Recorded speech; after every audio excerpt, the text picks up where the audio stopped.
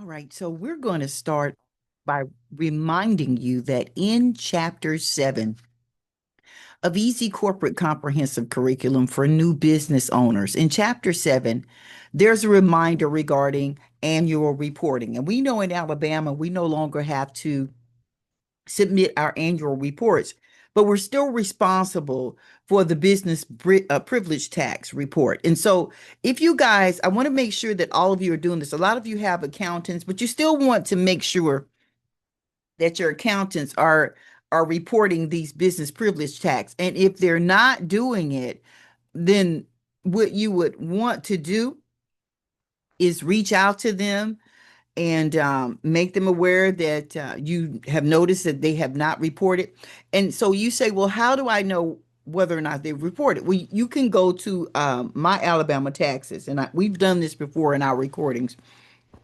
You can go to My Alabama Taxes and you can check to see regarding your reports. You can get it has a listing of a history of all of the reports that you've submitted. So if you go to My Alabama Taxes and you look up your business privilege tax, go to the history of your reportings and you don't see a report there for a particular year, then you need to reach out to your accountant. Or you can go ahead while you're there checking and make the report for that particular time frame. But it is necessary that the business privilege tax be reported each year. So no, we don't have to do annual reportings, but I don't want you to confuse and thinking that we don't have to make a report of any kind. We do have to submit the business privilege tax report. Okay, so just wanted to do that, tell you that because I've had some issues with people recently, and I want to make sure that everybody is aware of that so you don't miss anything. Also, while you're there, go ahead and do your quarterly report. Quarterly reports need to be submitted. When I'm talking about withholding reports, need to be submitted the month following each quarter. So it's good to just go ahead the first day of the month or the first week of the month following that quarter and make your report, your withholding report. If you're not doing a quarterly withholding report, you need to see me or just ask me to send you the video that I've already prepared. It was a session that I did that I taught to everyone. And in that session, I pull up the screen in My Alabama Taxes and walk you through your annual reporting. And some of you have registered, but you've not received access to do your report. That's no excuse. Once you've registered, even if you haven't received access yet, you've received your little letter that has your access code on it, but you've not actually gone in to obtain access. Let me know and we can walk you through it. But I also have a video, a session that I taught for those who have registered, but you've not gained access to actually do your quarterly reports. Listen, you want to do this because they're penalizing you each time you miss your reporting. Once you register and you provide them with your information, they're expecting you to report each quarter. All right, so whether you have employees that you're paying withholding taxes for or not, if you're the only employee that you are paying withholding taxes for, make your quarterly reports, and that's the month following each quarter. Great to do it the first week if it's possible for you. Okay, just some reminders there. So, in Chapter 10 of Easy Corporate Comprehensive Curriculum for New Business Owners, we talk about understanding the benefits of the Secretary of State's office. Now, in this new edition of this manual, there are a lot of extended parameters. So we provide more information because what we found was that people needed more information. So in Chapter 10, there's general information regarding the benefits of the Secretary of State's office. Things like if you want to be a notary, you can get commissioned by the Secretary of State's office, things like that we talk about. But we also talk about the benefits to small businesses and how they have extensions of the small business development centers available, but they also have resources that are available, videos that teach you. They create events whereby you can attend and you can network and you can find out things that are available to you as a corporation because they want you to benefit in their state. If you benefit, their community, the populace of the state benefits, and they benefit as well. Okay. So there's all types of support there for small businesses. If you're a corporation, it doesn't matter how small you are, there are benefits there in terms of incentives and other things. And there are also benefits for larger corporations. There are assistance that are available for smaller corporations. So I wanted to remind you of that. But now I'm about to get into some of the nuts and bolts of what's particularly important about benefits that are provided by the Secretary of State's office. Firstly, I want to talk about, before we get to that, I want to talk about how you can benefit from the small business. Yeah, the Small Business Association. Okay. And when I say association, I'm actually talking about the Small Business Administration. I got a lot of notes here, and I tell you what I'm going to start with. Start with this. So in 2025, there have been some provisions that have been made for American-owned corporations. There are some access to, so this is specifically for small business owners, not necessarily those who are cash heavy. Those of you who are cash heavy, this is not going to benefit you very much. But for those who are, you know what? I work with a company that is cash heavy, but they have their children, their teenage children that they are walking through something. One of them is getting ready to graduate from high school, and they're walking that individual through what they need to understand about laying the foundation. So when they become of age, they'll be able to set up their corporation and go ahead and start applying for the microloan programs that are available in SBA. So it may not benefit you if you're cash heavy, because you have all the cash you need and you're not interested in any type of loan, macro or micro. But it may be something that may benefit you if you want to work your children through the process so that they understand it, so that when they begin to expand and grow and they need a macro loan, they will understand the mindset of bankers and what they're looking for in terms of a viable borrower. Okay, so in 2025, there have been some incentives that have been offered for small business loans, for micro loans up to $50,000.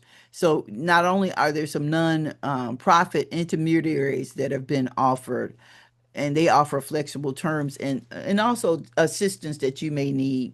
And these type loans are designed to support startups so they can expand. Now, for some of these loans, one of the provisions is that you not use it to purchase real estate. Okay. All right. But let's look at what the SBA has going on in terms of their micro loans. So they've got some small business loans for startups. If you want to rebuild your company, let's say you went through some issues during the pandemic and you now need to rebuild your company. You need to rebrand, or you need to rebuild your marketing base or your software. There are loans for that up to $50,000. If you want to expand, there are loans that are available to you. If you want to purchase software, if I haven't already said that. So you can get loans anywhere, from a small amount up to $50,000. They average $13,000 and above, up to $50,000. The repayment time is up to 7 years. You don't have to take that loan to pay the loan back. They have terms that are smaller than that or less time than that, but the max would be 7 years. And typically the interest rates, and I don't really want to talk about that too much because rates are changing and they adjust. This could be pretty far off from what's going on in your state, but I know they're somewhere around 8%, maybe between 8 and 13%. But you want to check that with your local, with your state. Now, the Secretary of the Small Business Administration is the Small Business Administration, no matter where you're located. However, some of the type loans that they're administering could vary in terms of interest rates. And so some of the things that you're eligible for using it for is, like I said, working capital, inventory, supplies, furniture, fixtures, machinery, different type of equipment, but you cannot be using, you can't, it's not to be used for the purchase of real estate or to pay any existing debts that you already have. Okay. Stipulations, already said it. Needs to be a U.S. owned corporation or a small business. Whether you're a corporation and you're large or you're small, it needs to be U.S. owned. It's got to be some type of company that falls underneath the SBA approval. So SBA has some criteria for what they consider to be a viable corporation that's able to borrow funds, right? Okay, so you need to fall within those guidelines. And sometimes, depending on the amount of funds, you're either going to need collateral or you'll need a personal guarantor. And in some cases, you'll need both. And again, the individuals involved in the loan. So it's American owned corporation, it's US owned corporation, but the individuals involved will also have to be 100% US citizens. That's an interesting twist. All right. So a lot of the people who have been making the loans are minority owned, women owned corporations. And in states like Georgia and Texas and even Puerto Rico, they've got some loans that are further backed by the state's Small Business Credit Initiative.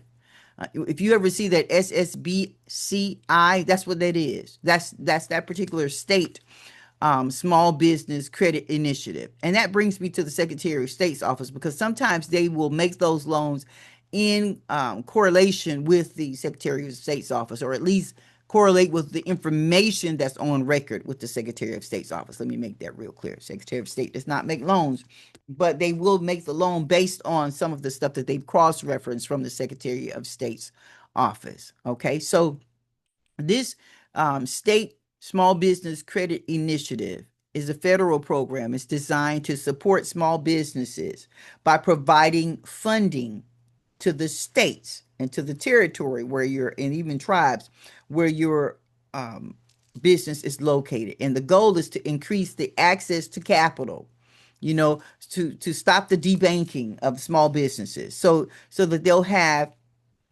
financial provisions, to expand their companies. One of the main funding sources for this type of loan is the U.S. Department of Treasury. Okay.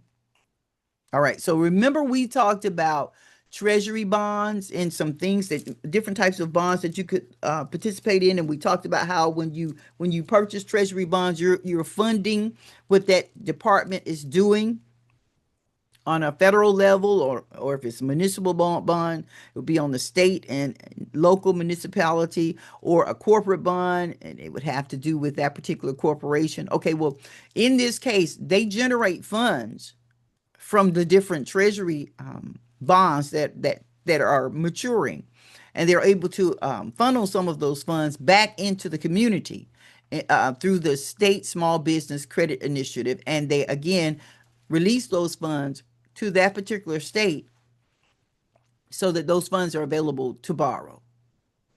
There's been a total allocation between 2021 and 2025 of $10 billion across the different states and territories. So the whole purpose of this money, again, is to support small business lending and to create like equity investments and to provide technical assistance. If you want to purchase, again, software. Software is pivotal for your corporation. So you might think that you're a small company and you don't need software. It's pivotal. And if you can get someone to design software specifically for your company, I'm going to tell you that it will further advance your company by light years. So I want to make sure that you're aware of it. And that if you ever get any software designed for your company, maintain it. It's very important. And I'm telling you this from experience. Okay. So the state will use these loans to back small business loans, to support, to guarantee small business loans, right? They'll use it to invest venture capital funds that will support startups. And then they also use it to provide technical assistance like legal accounting, financial planning, to help businesses become capital ready.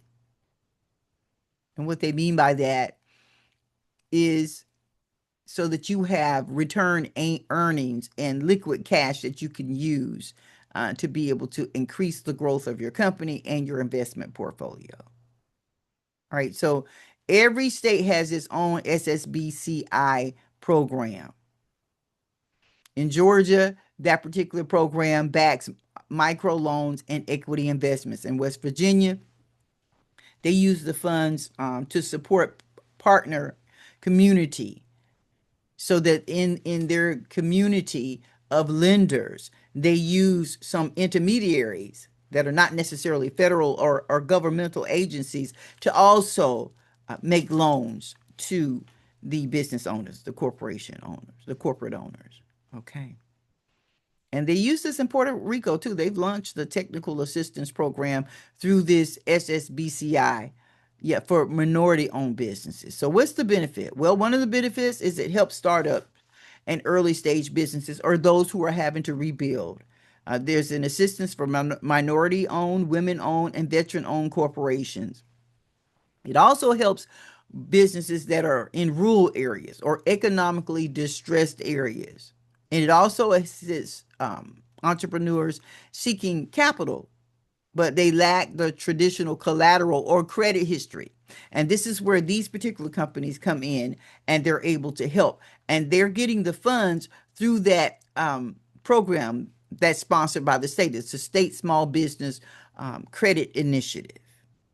Okay, so I just wanted to tell you guys that so you start looking for some SSBCI information in your state. Okay. Okay. So as we go up and we take a look, let's see.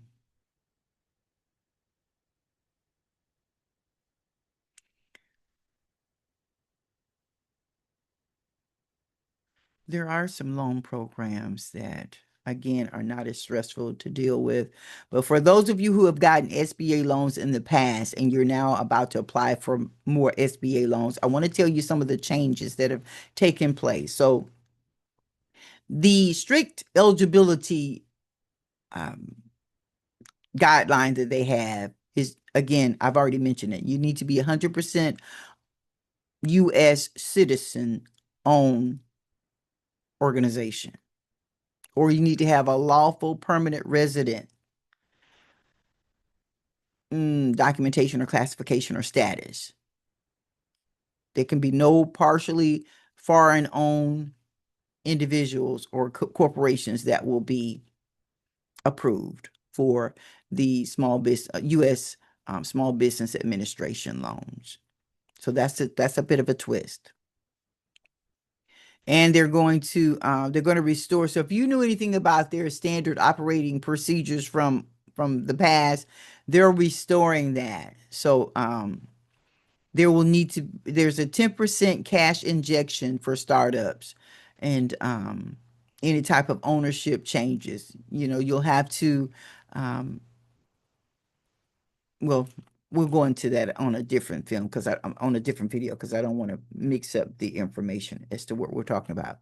But there is a requirement that you need to have hazard and life insurance for any loans that are over $50,000. But if it's over $50,000, it's not considered a micro loan. And today we're talking about micro loans.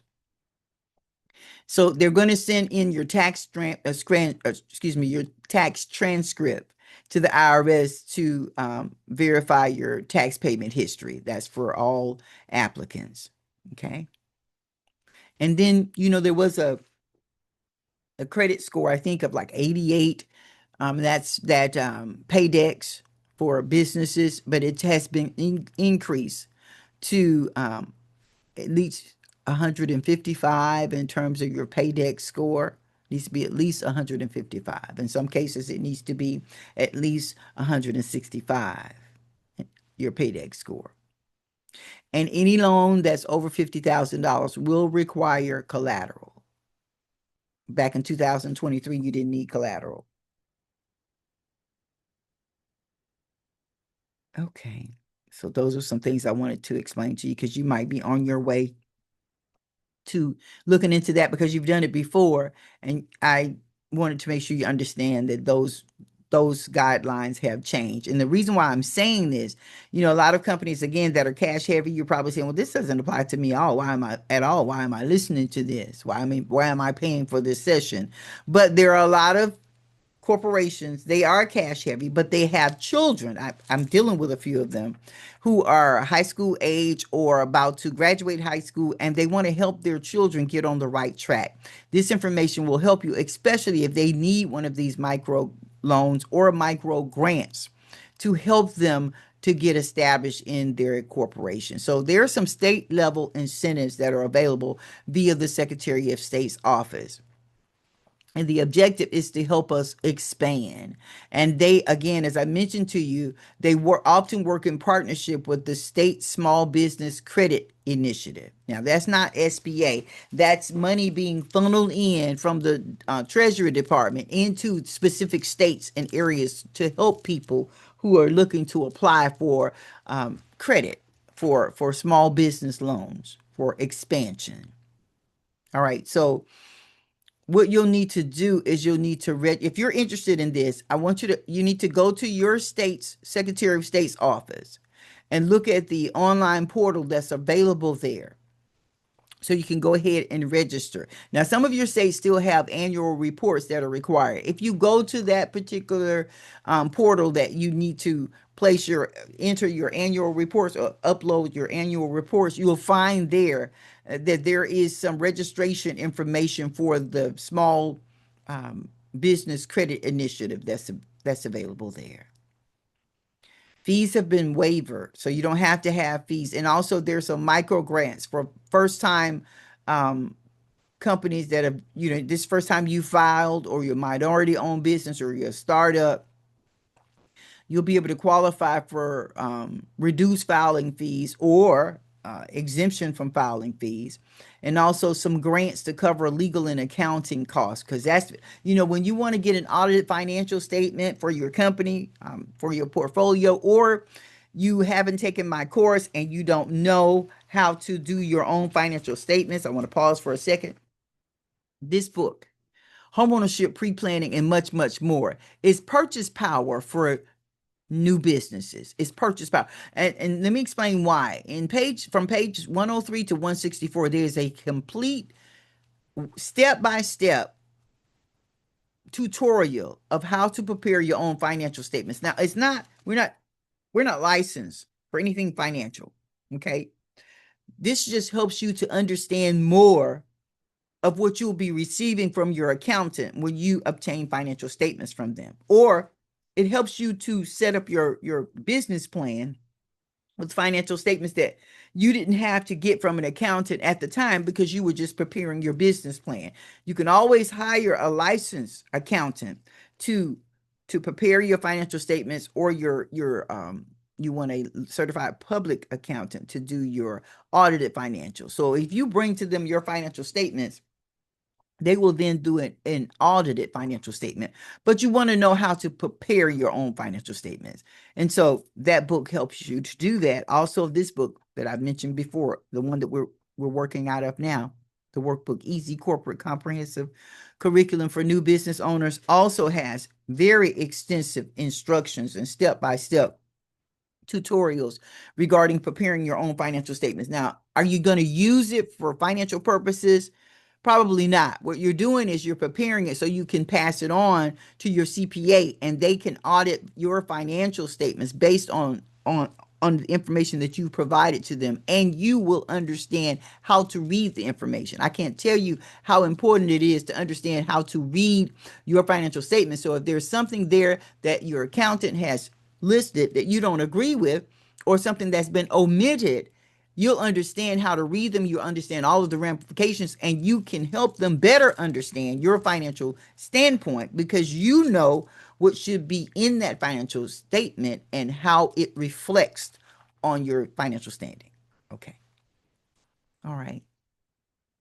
So that particular program, state by state, has some community development partnerships. So they partner with local organizations, depending on what state that you're in, so that they create community capital, a way that people are able to borrow. They're also able to create educational workshops that will help businesses, again, like we talked about before, become capital ready. And what we mean by that, so that you have reserve funds, so that you're not living from client to client, from invoice payment to invoice payment, but you are actually learning how to invest your revenue in some things that you may consider to be safer than others, and build a financial portfolio for your company. Okay, so when we look at the state level, the Secretary of State's office offers things like digital first incentives. So that's a way for businesses to form and to comply. So if you've noticed, you don't have to do the hard copy registration anymore with your state. Now, some states are just getting into the digital first incentives. They want you, because the Secretary of State would rather that you go online to register your corporate status. And that's not a new thing. It's just that so many of the states were not doing it. And now that they have it, all of the states, they want you to benefit from it and take advantage from it. And so they want you to use it first rather than any online business registration. Use their, rather than any hard copy business registration. Use their online portals first. And for those of you who have to do annual reports, they want you to use those online portals that are available. Now, in some of these states, they've launched a micro grant program for technical assistance. This is the Secretary of State's office. Now, we're not talking about SBA, and we're not talking about the SSBCI. We're talking about the Secretary of State's office. Yeah, they have created, have partnered to launch some micro grant programs. Grant meaning not necessarily required to pay back, depending on the qualifications. Okay. All right. And then also, now in correlation with that, SBA has implemented some changes to its 504 loan programs that they have. And, we can, if you have questions about some of these programs that I'm naming, reach out to me and I can talk to you specifically about these different programs. I'm not going to try to belabor the recording to explain the dynamics of each one of the programs, but that 504 loan program is an excellent program. In 2025, they have created some ways to benefit that program. Okay. So even though we're going through a shutdown now, I still want you to understand how these particular programs work. So the traditional underwriting standards under the standard operating procedures are now requiring that you pay at least 10% down. If you're a startup, they want you to pay at least 10% down for hazard insurance and for other insurance that may be life insurance, like key insurance, key employee insurance, or key officer insurance. They want you to do that. So they want you to apply at least 10% of whatever the loan amount that you're applying for, if it's a micro loan. Just be aware of that. All right. Okay, so I don't see anything else that would benefit you guys, but I do want to talk about something in terms of, we've been talking about treasury bonds, municipal bonds, corporate bonds, right? And why are we talking about them? Because I don't have a license for any kind of financial advice or anything like that, and I'm not giving that. What I'm doing is I'm making sure that you guys understand that as you receive benefit, as you receive revenue that's coming in, there are some things that you want to do. Some things that you want to do with those finances that you're bringing in. You don't just want to be cash heavy, because there's a value issue there. So you want to put your money in something that will project a higher value than what it is now. And we've been talking about those bonds because it's an excellent way to leverage the cash that you have. Again, we talked about municipal bonds, we talked about treasury bonds, and we talked about corporate bonds in details. Okay, not giving any kind of advice, just letting you know what's available. As a small business owner, You want to know about these things because as your money is coming in, you want to invest them in something invest it in something so that you can project it into the future to create more value to the finance that you have now, because it does not stay, the value doesn't remain the same. You've got to add value to it, and you can do that by leveraging it with investments. Okay, so not an investment, not nope, nope, none of that. You seek your investment company, your licensed broker, your licensed specialist for those things. But I'm just letting you know these things are available so you can ask them about them. Okay, so I'm not sure how many of you are familiar. We talked about bonds. So I don't know how many of you are familiar with treasury bills, you know, and treasury notes. So let's talk a bit about treasury bills. Yeah, let's talk a little bit about treasury bills.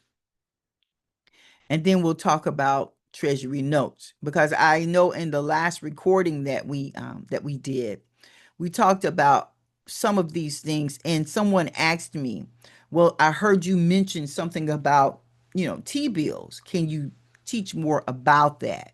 Now, let me tell you what I do. I only teach about things that I have experience in. So I can teach about the T-bills and the notes, and I can teach about the bonds, because those are some things that we've done to leverage our cash. And I want to tell you something.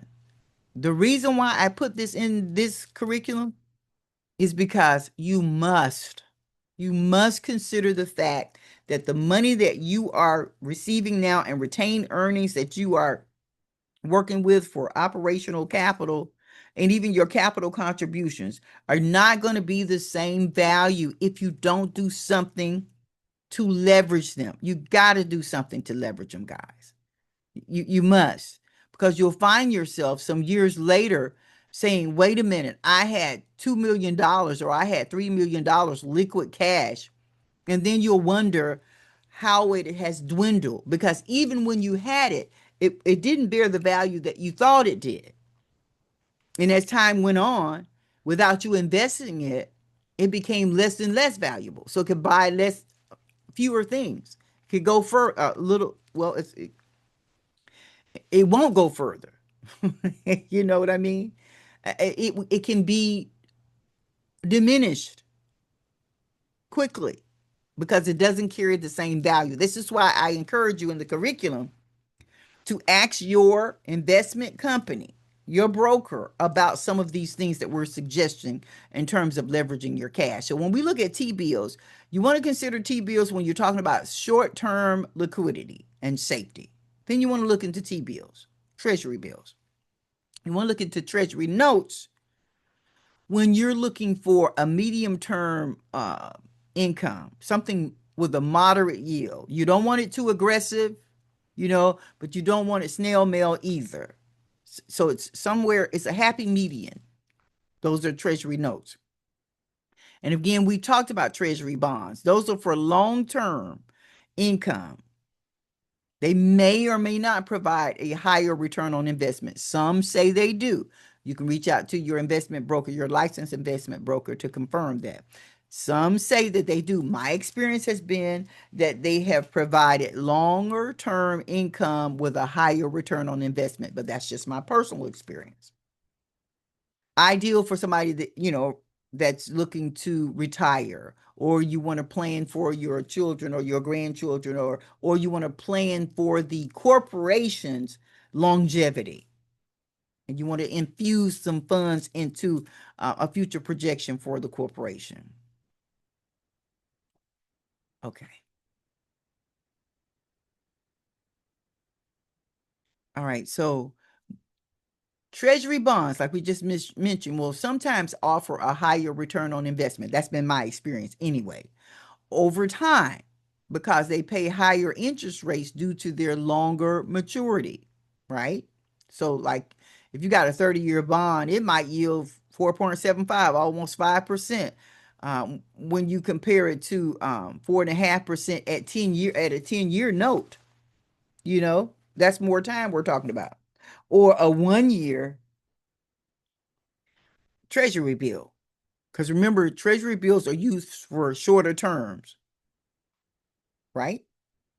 Short-term liquidity and safety. That's treasury bill. Treasury note is for medium term income with a moderate yield. And then again, the treasury bond, which we've already been talking about before in other teachings, in other sessions, and other recordings. That's for long-term income and a higher return on your investment simply because you're looking at a longer term. And these are good for legacy planning for your corporation, sometimes for your personal family, or for ideal for your retirement and retirement of key employment or key board members. Okay. So I'm thinking I'm going to stop right here. I still didn't get a chance to actually go into treasury bills and treasury notes the way that I wanted to. We've talked a lot about treasury bonds. I can tell you this, that treasury bills don't pay periodically. Yeah, they don't pay periodically. So they're not like other bonds. They don't pay periodically. They don't pay periodical interest. So what they do is that they will sell those bills at a discount of their face value, and then you as the investor will receive a full face value at maturity. Okay, so the difference between the purchase price of a mature value that represents the investor's earning. So let me explain to you what I'm saying. So you bought the bond at a certain price, but then over time it matured to a higher value. You got that? Okay. That's the amount of your benefit, so to speak. Okay, because when you look at the short-term duration of the benefit that you get from a maturing a treasury bill, then you start to look at how safe it may be considered. You talk to your licensed broker. I'm just talking about personal experience that I've had. Okay. So if you're a conservative investor, then a lot of times you might want to look at putting your cash in this place, like parking your cash there temporarily, so you can earn some modest return on it. Does that make sense? And that's for a treasury bill. And I could do this a whole lot more justice if I had more time. I don't have a lot of time. Okay. And I'm telling it to you based on my experience because I want to make sure that no one mistakes me for having a license when it comes to this. I do not. That banking certification doesn't have anything to do with advising anybody on anything. I'm saying to you that as a corporation, you need to find somewhere to put your funds. And I'm suggesting things to you that have a moderate yield to them over time and sometimes in a short period of time that you may consider to be safer for you to consider. You can ask your licensed individual regarding these things. So I'm just making suggestions along the way. And I'm making these suggestions because a lot of you have had questions or experiences and you've not been able to make it work for you. And so I'm throwing these out there. And I'm only talking to you about things that I've experienced. And why did we do this? And why do we do this? Because I learned at a very young age when we started our corporation and we had been in business for, a couple of decades. And I realized what we started with, we should have had more in terms of our holdings, but we didn't. We didn't. We found ourselves in a position that was, it was very disappointing. We're not talking about our monthly profits. No, monthly profits were great. But if you don't do something with those profits, if you just let them sit in the bank, if you don't strategically put them in something, the value is going to continue to diminish. You've got to do something that's aggressive. And I'm not talking about aggressive investments. I'm just saying you've got to be intentional and consistent about the money that you bring in. Now, we've talked about tax certificates, right? Haven't we talked about those? Yeah, because you want to look into property tax certificates for those of you who only have small amounts that you can invest. There's no excuse because with small amounts, you can invest in tax certificates. And we explain to you how to do that. And there's a video for that. And we can always go back over it if we want to. Walking you down things that we have experienced and we've received a return of investment on, but we didn't do it in the beginning. And when we saw how our portfolio could have been so much more, and we looked at other companies who had invested and we had not, that was very disappointing. As disappointing as that software story that I told you guys about. That's why I'm telling you things that I know will work. So we immediately started, but we could have been doing it from the time that we had opened our doors. You see the difference? So what I'm showing you is things that I know have benefited us. I started to say things that I know will benefit you. I'm going to keep myself in the safety zone and say things that I know have benefited us and the various corporations that we have started and now still own and are still operating. Okay, real quick, I'm gonna fly through Treasury notes and we'll come back to it. So when we start talking about medium-term securities, then we're looking at anything from 2 to 10 years. We're looking at Treasury notes, right? We already talked about Treasury bills are short-term securities. They can mature in a year or less, right? Yeah.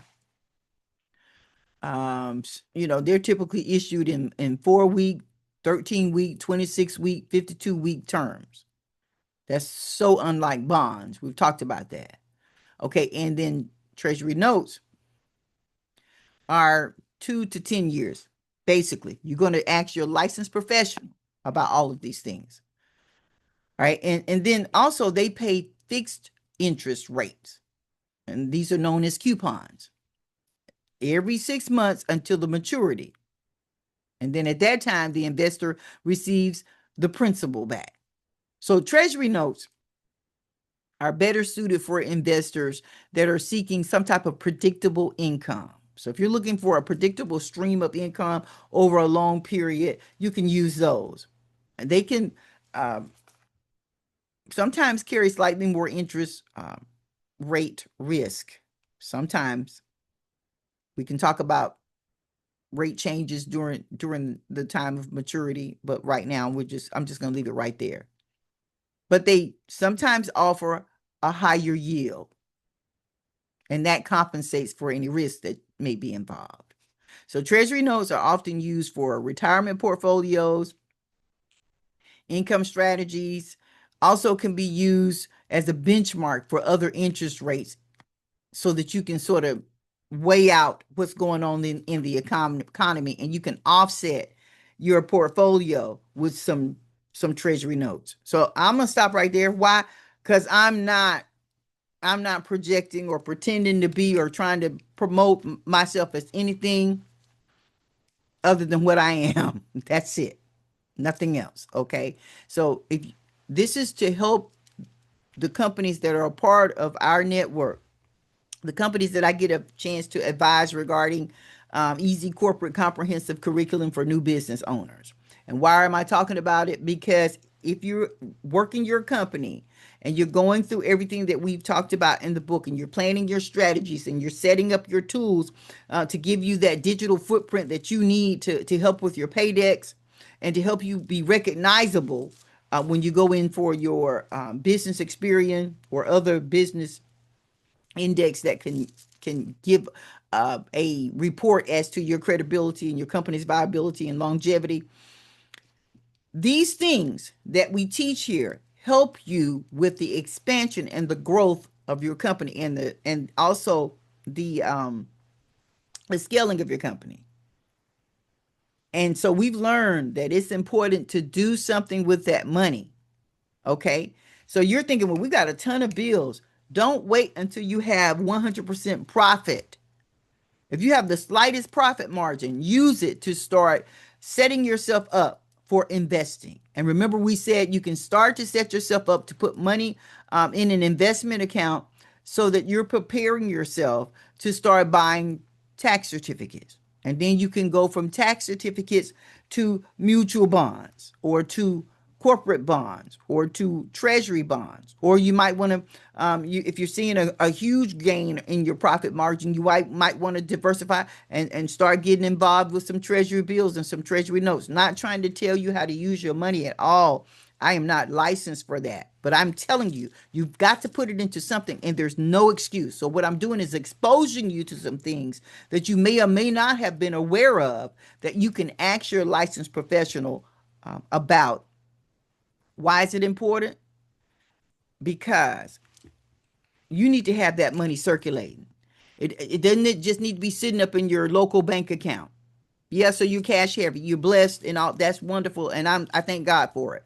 But I want you to know, and I'm gonna keep stressing it, that money you think you have, the value of that money is not what you think it is. If you've got $12 million now, that money is not worth $12 million right now. That's not the value. That's not the actual value. That's not the present value of that money. And you want to put it in something so you can project a future value. You can add leverage to those funds right away. Okay. All right. I hope you heard my distress call. And this has been Easy Corporate Comprehensive Curriculum for New Business Owners. I am specifically making this recording. And also, I want to remind you about homeownership, pre-planning, and much, much more. This is real estate purchase power for businesses, okay? And it's got all type of beneficial information in there. If you already have a mortgage, if it's your personal mortgage, it will show you how to pay that thing off early by prepaying your interest. It will show you how to calculate whether or not a HELOC or a home equity line is going to be actually beneficial to you financially in the long run over 5 years. It has a calculation in there that you can put all of their information in and determine, put your loan or the offer that the bank is making to you. You can put it up against that calculation and it'll tell you whether or not it's best for you. And then you'll know how to ask them to adjust it, to adjust the rate or to adjust the term or to adjust the amount to make it more beneficial for you. The book also talks about underwriting guidelines for a variation of types of loans, including VA and FHA. Yeah, you want to get it. It's very beneficial to you. And that's homeownership, pre-planning, and much, much more. And this book, Easy Corporate Comprehensive Curriculum, which is now being modified into its next edition. So the next edition is going to have everything that I teach in this book and even more. Yes. Right. That's everything I wanted to say to you guys today. And again, I hope that you are benefiting from this. I almost called out the names of the corporations that I'm making this for. So there are 2 specific corporations that have a time slot. You'll know who you are when I say this. On Sundays, your time slot is 12:30. So you know who this is for. And your time slot is also 1:30. So this should tell you who this video is being made for. All right. All right. We were basing everything in chapter 10 and in chapter 12. Hope it's been beneficial.